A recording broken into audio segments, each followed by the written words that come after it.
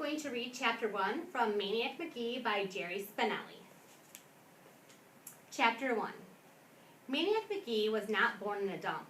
He was born in a house, a pretty ordinary house, right across the river from here, in Bridgeport. And he had regular parents, a mother and a father. But not for long.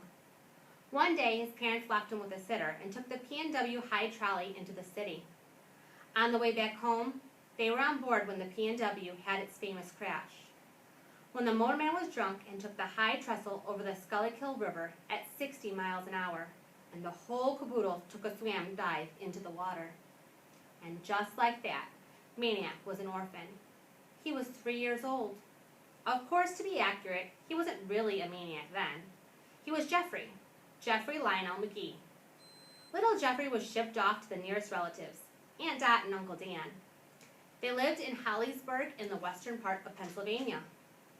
Aunt Dot and Uncle Dan hated each other, but because they were strict Catholics, they wouldn't get a divorce. Around the time Jeffrey arrived, they stopped talking to each other. They even stopped sharing. Pretty soon, there were 2 of everything in the house. 2 bathrooms, 2 TVs, 2 refrigerators, 2 toasters. If it were possible, they would have had 2 Jeffreys. As it was, they split him up the best they could. For instance, he would eat dinner with Aunt Dot on Monday, and then with Uncle Dan on Tuesday, and so on. 8 years of that. Then came the night of the spring musical at Jeffrey's school. He was in the choir. There was only 1 show and 1 auditorium, so Aunt Dot and Uncle Dan were forced to share at least that much. Aunt Dot sat on one side and Uncle Dan on the other. Jeffrey probably started screaming from the start of the song, which was Talk to the Animals, but nobody knew it because he was drowned out by all the other voices. Then the music ended and Jeffrey went right on screaming, his face bright red by now and his neck bulging. The music director faced the singers frozen with his arms raised, and the audience faces began to change. There was a quick smatter of giggling by some people who figured the screaming kid was some part of the show, some funny animal maybe.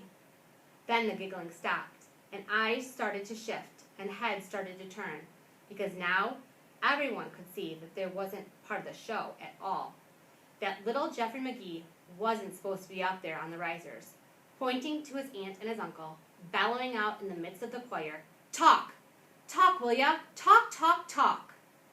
No one knew it then, but it was his birth scream of a legend, and that's when he started running. 3 springing steps down from the risers, girls in pastel dresses screaming, the music director lunging, a leap from the stage, out the side door into the scary, sweet onion grass smelled night. Never again to return to the house of 2 toasters. Never again to return to school.